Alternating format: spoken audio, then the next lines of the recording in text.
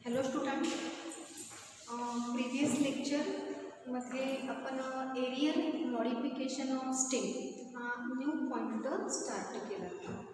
आपला चॅप्टर आहे morphology of flowering plant. त्यामध्ये स्टार्टिंग आपण केली होती स्टेमची डेफिनेशन, त्यानंतर कॅरेक्टरिस्टिक ऑफ स्टेम, त्यानंतर स्ट्रक्चर बघितलं होतं की त्याच्यामध्ये नोड्स, इंटर नोड्स आणि बर्ड्स प्रेझेंट आहेत.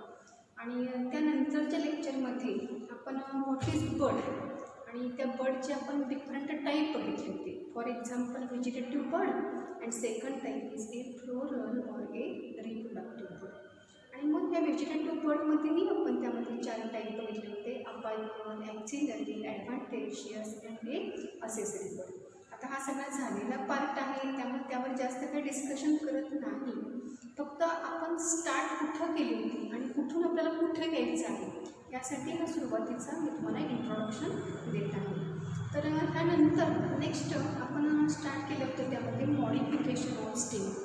आता मॉडिफिकेशनचा अर्थ तुम्हाला माहीत आहे की स्टेम जेव्हा त्याच्या प्रायमरी फंक्शन व्यतिरिक्त जेव्हा ॲडिशनल फंक्शन परफॉर्म करतात तेव्हा त्यांच्या स्ट्रक्चरमध्ये आणि त्यांच्या फंक्शनमध्ये जे काही चेंजेस झालेले आहेत त्या चेंजेसलाच आपण मॉडिफाईड स्टेम किंवा मेटामॉर्फोज्ड स्टेम असं म्हटलं जातं.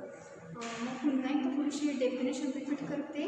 When stem perform additional function instead of their normal function according to need of a plant body is known as a modification of a stem. आता हे मॉडिफिकेशन करताना त्यामध्ये 3 टाईप आपण मेन्शन केलेले आहेत.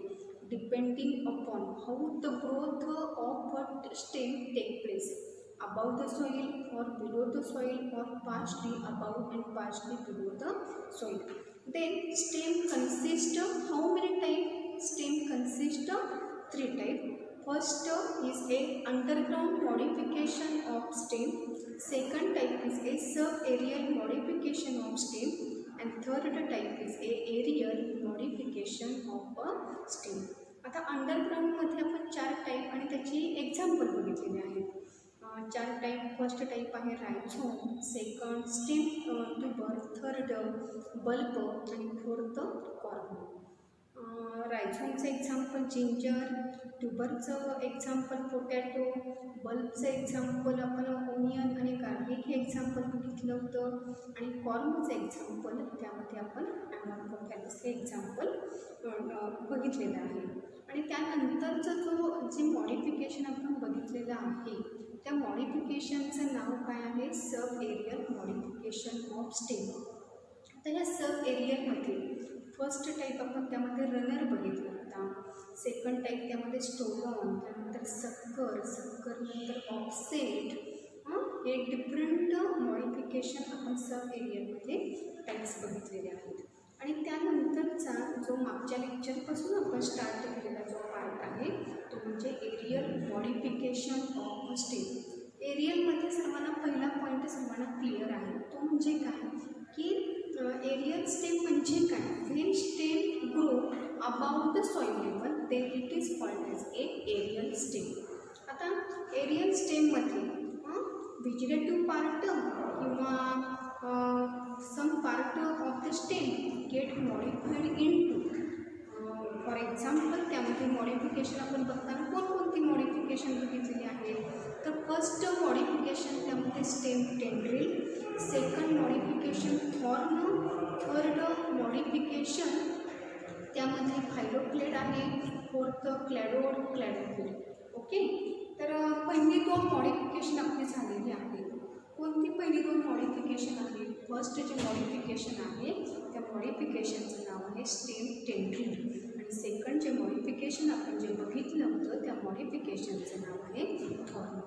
टेंड्रिलचं मॉडिफिकेशन कशासाठी झालेलं आहे? For a climbing. त्यानंतर next thorn, it is modified for protection of a plant body against browsing and and they also help to reduce the rate of the transpiration. तर बाळांनो आजच्या लेक्चरला आपल्याला थर्ड मॉडिफिकेशन बघायचं आहे. एरियल मॉडिफिकेशन ऑफ स्टेममधला आपल्याला third type बघायचा आहे. त्यामध्ये आधी टाईपचं तुम्हाला नाव सांगते. This type is known as a phylloclade. बघा, या आधी मॉडिफिकेशनचं नाव सर्वांनी लक्षात घ्या. या मॉडिफिकेशनचं नाव काय आहे सांगा? फायलोक्लेड. आता फायलोक्लेड म्हटलं की हा जो वर्ड आहे तो 2 पार्टमध्ये आपण डिवाइड करू. फायलोचा अर्थ काय? What is the meaning of a phyllo? Okay, फायलोचा एक सिंपल वर्ड लक्षात घ्या, लीफ. आणि सेकंड जो त्यामध्ये वर्ड इन्क्लूड झालेला आहे तो म्हणजे क्लेड म्हणजेच ब्रांच. आता फायलोक्लेडचा अर्थ काय? लीफ लाईक ब्रांच किंवा leaf like stem is known as a phylloclade. सर्वांना पहिल्यांदा त्यावरचं सिंपल सेंटेन्स समजलेलं आहे का? बघा, what is the meaning of a phylloclade? Phyllo means leaf like stem और leaf like branch is known as a phylloclade. आता फायलोक्लेड म्हटलं की सुरुवातीला त्यामध्ये फर्स्ट पॉईंट काय सांगता येईल की फायलोक्लेड हे कशाचं मॉडिफिकेशन आहे? तर ह्यामध्ये पहिला पॉईंट आपल्याला माहीत आहे, phylloclade it is the modification of a stem. पण कोणत्या टाईपचं स्टेमचं हे मॉडिफिकेशन आहे? एरियल आहे, सब एरियल आहे का अंडरग्राऊंड आहे? तर आपल्याला माहीत आहे की फायलोक्लेड हे कशाचं मॉडिफिकेशन आहे? Aerial modification of a stem. फायलोक्लेडमध्ये सर्वांनी हा पहिला पॉईंट लक्षात घ्या, phylloclade is aerial modification of a stem. Okay, आता सेकंड पॉईंट, ह्यामध्ये सेकंड पॉईंट आपल्याला काय सांगायचं आहे की फायलोक्लेड हे मॉडिफिकेशन कशासाठी झालेलं आहे? Phylloclade it is modified for photosynthesis. आणि फोटोसिंथेसिस म्हणजे काय की they prepare their own food material, म्हणजे preparation of the own food मटेरियलसाठी फायलोक्लेड हे स्टेम मॉडिफाईड झालेलं आहे. मग आता फायलोक्लेडमध्ये पहिले 2 सेंटेन्स कोणते लक्षात ठेवायचे आहेत? बघा, फर्स्ट जे सेंटेन्स आहे त्यामध्ये हा पॉईंट लक्षात घ्या की phylloclade it is aerial modification of stem. हा पॉईंट सर्वांना क्लिअर झालेला आहे का? The second point, it is modified for photosynthesis. कशासाठी मॉडिफिकेशन झालेलं आहे? It is modified for photosynthesis. त्यानंतर आता सगळे ह्यामध्ये एक महत्त्वाचा पॉईंट लक्षात घ्यायचा की फायलोक्लेड म्हणजे काय? बघा, फायलोक्लेडची मी पहिल्यांदा डेफिनेशन सांगते. When stem become flat, green and perform leaf like function then it is called as a phylloclade. बघा, पुन्हा एकदा डेफिनेशन मी रिवाइज करते. What is phylloclade? When stem become flat, green and perform the function of photosynthesis then it is known as a phylloclade. Aerial modification of स्टेममध्ये third type आपण बघणार आहोत. त्या थर्ड टाईपचं नाव आहे फायलोक्लेड. फायलोक्लेडमध्ये फर्स्ट पॉईंट त्यामध्ये काय इंडिकेट करायचं आहे की हे मॉडिफिकेशन कशाचं आहे, हे मॉडिफिकेशन कशासाठी झालेलं आहे. आणि थर्ड पॉईंट त्यामध्ये definition. Phylloclade it is the aerial modification of stem. Second point, it is modified for photosynthesis. Third point, when stem become flat, green, jointed and perform the function of photosynthesis, this modified stem is known as a phylloclade. Okay, आता ह्या फायलोक्लेडमध्ये आणखी कोणकोणते parts त्यामध्ये present असतात तर सर्वांनी लक्षात घ्या. फायलोक्लेड नोड्स अँड इंटरनोड्स. फायलोप्लेट्समध्ये काय प्रेझेंट असणार आहे सांगा? Nodes and internodes. आणि फायलोप्लेट म्हणजे जे मॉडिफाईड स्टेम झालेलं आहे फोटोसिंथेसिससाठी, हे जे स्टेम आहे ते फ्लेशी आणि सकुलंट असतं. आता तुम्हाला प्रश्न पडला असेल की सकुलंट म्हणजे काय? सकुलंट कशाला म्हटलं जातं?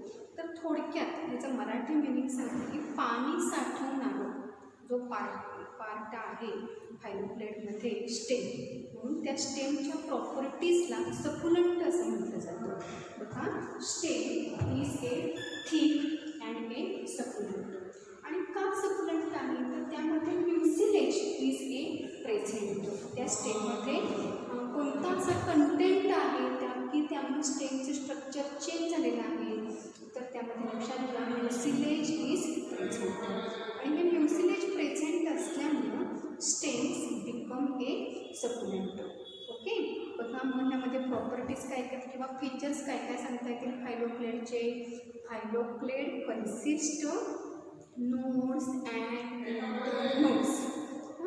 त्यामध्ये नेक्स्ट पॉईंट काय सांगता येईल सांगा? Phylloplate is a green in colour. फायलोप्लेटचा कलर कसा असतो? ग्रीन. आणि आपल्याला सगळं माहीत आहे की ग्रीन कलर म्हणजेच काय की त्यामध्ये क्लोरोप्लास्ट म्हणजेच क्लोरोफिल पिगमेंट्स प्रेझेंट असतात. आणि ह्या पिगमेंटच्या प्रेझेन्सीमुळं phylloplate take part in the process of the photosynthesis. फायलोप्लेट्समध्ये नोड्स प्रेझेंट असतात, इंटरनोड्स प्रेझेंट असतात. फायलोप्लेटचा कलर ग्रीन असतो. आणि फायलोप्लेट्स हे नेचर जे आहे फायलोप्लेटचं थिक आहे आणि सकुलंट आहे. Why succulent? Because presence of the mucilage. आता त्यामध्ये बघा आणखी एक कॅरेक्टरिस्टिक लक्षात घ्या की फायलोप्लेट्समध्ये स्पाईन्स प्रेझेंट असतात. डायग्राममध्ये पार्ट फायलोप्लेट्समध्ये स्पाईन्स प्रेझेंट असतात. आता सर्वांनी लक्षात घ्या की कशाचं मॉडिफिकेशन कशामध्ये? In phylloplate leaf is modified into the spine. फायलोप्लेटमध्ये कोणता पॉईंट लक्षात ठेवला सांगा? Phylloplates leaves get modified into the spine. मग आता लीफचं मॉडिफिकेशन हे कशामध्ये झालेलं आहे? स्पाईन्स. आता स्पाईन्स म्हणजे काय? आता हा तुम्हाला प्रश्न पडला असेल की स्पाईन्स म्हणजे थोडेसे पॉइंटेड स्ट्रक्चर असतं, निडल सारखं स्ट्रक्चर असतं. पण थॉर्न आणि स्पाईन्स हे डिफरंट स्ट्रक्चर आहे, हे त्याबरोबर लक्षात घ्या. आणि स्पाईनची प्रेझेन्सी कुणामध्ये असते? तर फायलोप्लेट्समध्ये प्रेझेंट असते. पण हे स्पाईन्स पुन्हा न डेव्हलप होतात तर लीफचं मॉडिफिकेशन पॉइंटेड स्ट्रक्चरमध्ये झालेलं आहे, त्यालाच आपण स्पाईन्स असं म्हणतो. ओके. मग leaves are modified into the spine. मग लीफचं तर मॉडिफिकेशन स्पाईनमध्ये झालेलं आहे. मग लीफचं फंक्शन कोण परफॉर्म करणार? म्हणून फायलोप्लेटमध्ये stem get modified into the phylloplate that is leaf like stem. Okay. बघा, फायलोप्लेटचा अर्थ काय लक्षात ठेवायचा? फायलोप्लेट हे काय आहे? Aerial modification of stem. त्यामध्ये पॉईंट लक्षात काय ठेवणार? In phylloplate leaves get modified into the spines. So stem become flat and green and it get modified into the leaf like structure that is a phylloplate. आता तुम्हाला प्रश्न पडला असेल की फायलोप्लेटचं सर्वांना फंक्शन माहीत आहे की फायलोप्लेटचं फंक्शन आपण काय सांगतो बाळांनो? फोटोसिंथेसिस. का फोटोसिंथेसिस हे फंक्शन त्यामध्ये मेन्शन केलेलं आहे? पण फायलोचा अर्थ काय? लीफ म्हणजे कलर कसा आहे त्याचा? ग्रीन. ग्रीन म्हणजे काय? कोणता सेल ऑर्गनेल त्यामध्ये प्रेझेंट आहे? क्लोरोप्लास्ट. क्लोरोप्लास्ट म्हणजे कोणते पिगमेंट त्यामध्ये प्रेझेंट आहेत? Chlorophyll pigment. आणि क्लोरोफिल पिगमेंटमुळं फायलोप्लेट्स हे कोणत्या प्रोसेसमध्ये टेक पार्ट करतात? तर त्या प्रोसेसचं नाव काय आहे सांगा? फोटोसिंथेसिस. मग बाळांनो आता बघा इंडिव्हिज्युअली फंक्शन लक्षात घ्या. What is the function of the phylloplate? Phylloplate take part in the process of the photosynthesis. And what is the function of a spine? आता हे स्पाईनचं रोल काय? लीफ म्हटलं की आपल्याला माहीत आहे की लीफचं फंक्शन हे फोटोसिंथेसिस आहे. पण इथं लीफ लिपचं जे कन्वर्जन आहे ते स्पाईन्समध्ये झालेलं आहे. मग ह्या स्पाईन्सचा रोल काय आहे? म्हणजे प्रोटेक्शन हा तर एक रोल आहे, पण बाळांनो लक्षात घ्या की फायलोप्लेट टाईपचं जे स्टेम आहे ते शक्यतो कोणत्या प्लांटच्या कॅटेगरीमध्ये प्रेझेंट असतं, तर त्या प्लांटची कॅटेगरी करायची झिरोफॅक्टिक. आणि झिरोफॅक्टिकचा अर्थ तुम्हाला मी सांगितलेला आहे first लेक्चरलाच.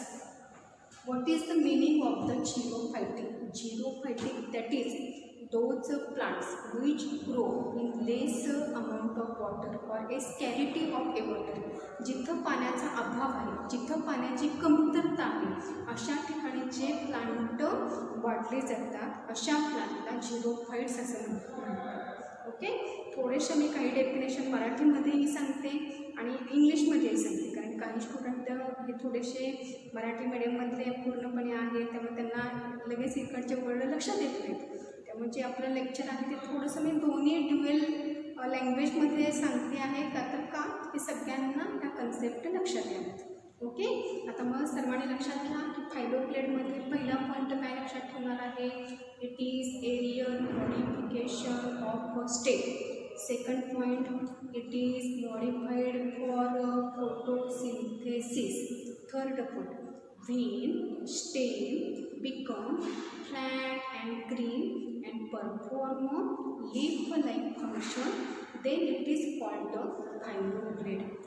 Phylloplate consists nodes and internodes. Phylloplates are green in color.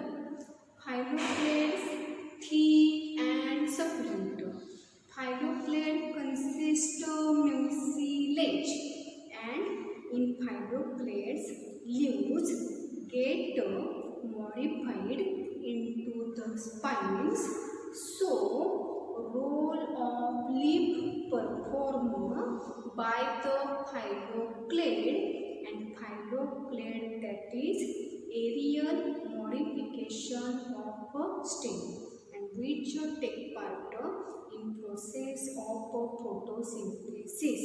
आणि मग अशी सांगता एक पॉईंट राहून गेला की स्पाईनचं फंक्शन प्रोटेक्शन तर आहेच, आणि तुम्हाला माहीत आहे की शक्यतो फायलोप्लेट्स हे कोणत्या टाईपच्या कॅटेगरीमध्ये प्रेझेंट असतात? झिरोफायटिक. झिरोफायटिकचा अर्थ माहिती आहे, the plants which grow in A less amount of the water. मग ह्या प्लांटला ऑलरेडी पाणी कमी त्यांना अवेलेबल होतं, आणि ट्रान्सपिरेशनचा रोल तुम्हाला माहीत आहे की ट्रान्सपिरेशन म्हणजे काय म्हणतो आपण? Loss of water in the form of a water vapour by aerial part of the plant body. मग ट्रान्सपिरेशनद्वारे जर वॉटरचा लॉस झाला तर त्या प्लांटला वॉटरच अवेलेबल होणार नाही, त्याची ग्रोथ फुलफिल होणारच नाही. मग हे टाळण्यासाठीच बघा त्या प्लांटमध्ये असं काही मॉडिफिकेशन झालेलं आहे की रूटने जे काही वॉटर ॲब्सॉर्ब केलेलं आहे ते स्टोअर राहण्यासाठी त्यामध्ये लिपचं मॉडिफिकेशन हे स्पाईन्समध्ये झालेलं आहे.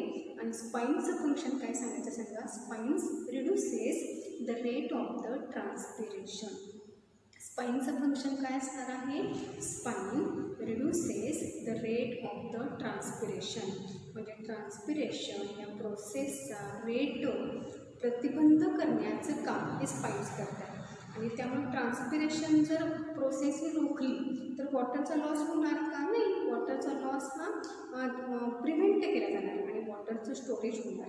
म्हणून लिपचं कन्वर्जन हे फायलोप्लेट्समध्ये स्पाईन्समध्ये झालेलं आहे. आणि स्पाईनचा रोल काय असणार आहे?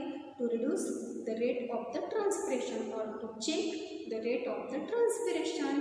आणि फायलोप्लेटचा रोल आपल्याला माहीत आहे की they prepare their own food material by the process of photosynthesis. बघा किती वेगवेगळे म्हणजे मॉडिफिकेशन ही टर्म इतकी इंटरेस्टेड आहे की त्या प्लांटची गरज काय आहे हे ओळखून त्या स्टेममध्ये काय काय चेंजेस होतात. आणि हे चेंजेस कशासाठी होत आहेत? तर वेगळी फंक्शन्स परफॉर्म करण्यासाठी. त्यामुळं ह्या ज्या टर्म आहेत, बेसिक ज्या कन्सेप्ट आहेत, ह्या मात्र तुम्ही अंडरस्टँड करून घ्या. एकदा तुम्हाला कन्सेप्ट क्लिअर झाल्या की त्यामध्ये तुम्हाला पाठांतर करण्याची काहीही आवश्यकता नाही. हा सब्जेक्ट तुमचा हळूहळू असा प्रिपेअर होतो की तुम्ही त्यामध्ये अगदी डीपमध्ये जाऊन जाता. त्यामुळे सगळ्यात महत्त्वाची आणि बेसिक थिंग की सर्वांनी सगळ्या बायोमध्ये ज्या कन्सेप्ट आहेत त्या पहिल्यांदा क्लिअर करून घ्या. मग फायलोप्लेटचे जर तुम्हाला एक्झाम्पल विचारले की the examples of plant in which phylloplate is present. आता त्याचं पहिलं एक्झाम्पल हे अपुन्शिया. अपुन्शिया कॅक्टस असंही म्हटलं जातं आणि मराठीमध्ये त्याला नागफणी असंही म्हणतात बघा. आणि बघितलं असेल हे सर्वांनी अपुन्शिया हे प्लांट. आता सेकंड जे आहे ते कॅजुरिना आणि थर्ड जे एक्झाम्पल आहे बघा, third example Muehlenbeckia. First example Opuntia, second example Casuarina आणि थर्ड एक्झाम्पल म्यूहेलबेकिया. ओके. मग सर्वांनी बघा टेंड्रिलमध्ये आपण एक्झाम्पल कोणकोणती लक्षात ठेवली होती? कुकुरबिटा, त्यानंतर पॅशन फ्लॉवर, ओके, अँटिगोना आणि व्हिटिस हे एक्झाम्पल लक्षात ठेवलं होतं. थॉर्नमध्ये आपण एक्झाम्पल कोणती बघितली होती? सिट्रस हे एक्झाम्पल बघितलं होतं. त्यानंतर ड्युरंट आहे त्यामध्ये एक्झाम्पल बघितलं होतं. बोगनवेलिया हे एक्झाम्पल बघितलं होतं. आणि आजच्या लेक्चरला आपण कोणतं मॉडिफिकेशन बघितलेलं आहे? फायलोप्लेट्स. फायलोप्लेट्समध्ये इन्व्हॉल्व होणारे प्लांट कोणकोणते आहेत? फर्स्ट एक्झाम्पल अपुन्शिया, माझ्यामध्ये सर्वांना लक्षात राहतं अपुन्शिया. सेकंड प्लांट कोणता आहे? कॅजुरिना. आणि थर्ड जे प्लांट आहे ते थर्ड प्लांटचं नाव काय आहे सांगा? म्यूहेलबेकिया. ओके. तर फायलोप्लेटची इथे डायग्राम काढलेली आहे. डायग्राममध्ये बघा स्टेम कसं आहे? थिक आहे, फ्लॅट आहे आणि एकमेकांना जॉईंट असलेला आहे. आणि आणखी एक लक्षात ठेवायचं की हा जो रिजन आहे त्या रिजनला काय म्हटलं जाणार सांगा? नोड. आणि दोन नोडमधला हा जो रिजन असणार त्या रिजनला काय म्हटलं जाणार सांगा? एंडर. आणि लीफचं मॉडिफिकेशन हे कशामध्ये झालेलं आहे? स्पाइस. कशासाठी? To reduce the rate of the transcription. आणि ही जॉईंटेड किंवा फ्लॅट हा जो पार्ट आहे हा पार्ट म्हणजे काय आहे सांगा? स्टेम. म्हणजेच तो त्याचं मॉडिफिकेशन हे कशामध्ये झालेलं आहे सांगा? फायलोप्लेट. आणि हे मॉडिफिकेशन कशासाठी झालेलं आहे? For the process of the photosynthesis. बघा एरियल मॉडिफिकेशन ऑफ स्टेम. त्यामध्ये थर्ड मॉडिफिकेशन आपण जे बघितलेलं आहे त्या मॉडिफिकेशनचं नाव काय आहे सांगा? फायलोप्लेट. फायलोचा अर्थ काय सांगितलेला आहे सांगा? Leaf like. Leaf like branch which perform the function of photosynthesis is known as a phyloplate. Phyloplate first point काय सांगता येईल? It is aerial modification of stem.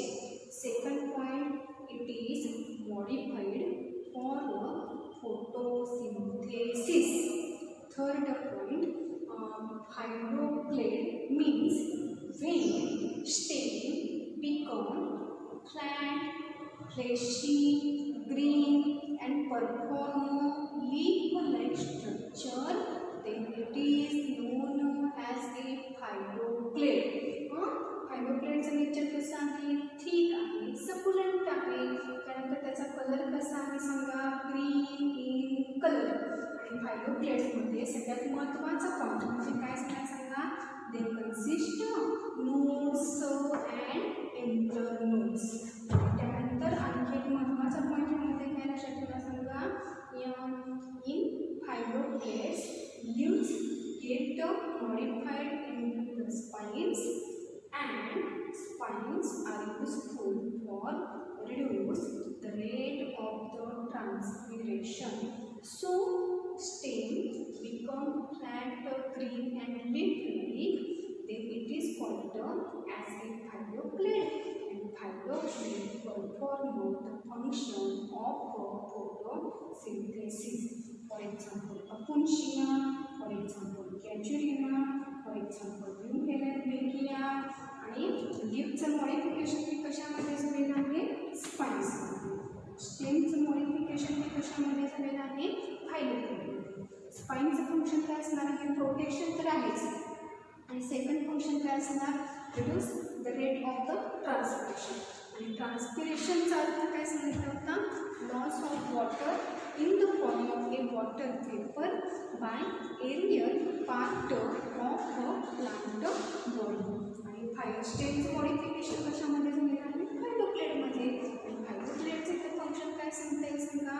फायलोप्लेट take part in the process of the photosynthesis and they prepare their own food material through the process of the photosynthesis. बघा simple modification आहे फायब्रोब्लेड, काही त्यामध्ये अवघड नाही. नुसते आपुनची याची डायग्राम जरी तुम्ही डोळ्यासमोर ठेवली तरी तुम्हाला सगळे पॉईंट त्यामध्ये क्लिअर कट एक्झाममध्ये लिहिता येतील. हे मॉडिफिकेशन कशाचं आहे? एरियल. कशासाठी झालेलं आहे? फोटोसिंथेसिस. शक्यतो कोणत्या प्लांटमध्ये फायब्रोब्लेड टाईपचं स्टेम ऑब्झर्व होतं. जर MCQला जर हा क्वेश्चन विचारला तर तुम्हाला त्या प्लांटची कॅटेगरी माहीत पाहिजे. Geometric plant. त्यानंतर फायब्रोब्लेड्समध्ये काय? Fibroblade consist nodes, internodes. The colour of the fibroblade is green. Fibroblades are thick and succulent. They consist म्युसिलेज.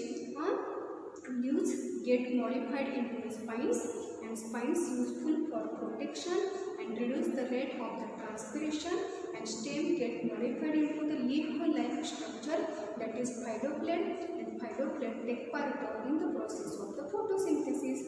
Example अपुंशी आहे, कॅप्युलिन आहे, म्यूमिलन बेकियान एक्झाम्पल आहे. आणि मग फायब्रोब्लेडच्या डायग्राममध्ये तुमची नोड्स, इंटरनोड्स आणि स्पाइन्स एवढे 3 तरी लेवल ॲटलिस्ट तुमच्या फिगरमध्ये आले पाहिजेत. आणि मग सगळ्यात शेवटी जेव्हा मॉडिफिकेशन आपली कंप्लीट होते तेव्हा मग फंक्शनचा एक चार्ट आहे. फंक्शनचा चार्ट म्हणजे एक टॅब्युलर फॉर्ममध्ये. फॉर एक्झाम्पल फर्स्ट आपण एरियलमध्ये काय बघितलं होतं? टेंड्रिल डॅश करून म्हणा support climbing. Second form protection, reduce the rate of the transpiration. Fibroblade photosynthesis.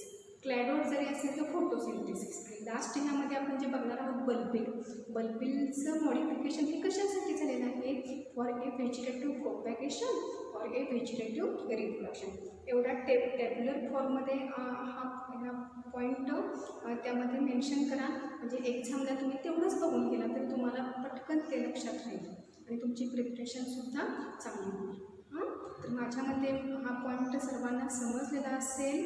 आता त्यानंतर आपण नेक्स्ट लेक्चरला एरियल मॉडिफिकेशन ऑफ स्टेममधलं 4th मॉडिफिकेशन आपण त्यामध्ये बघणार आहोत. Okay, thank you for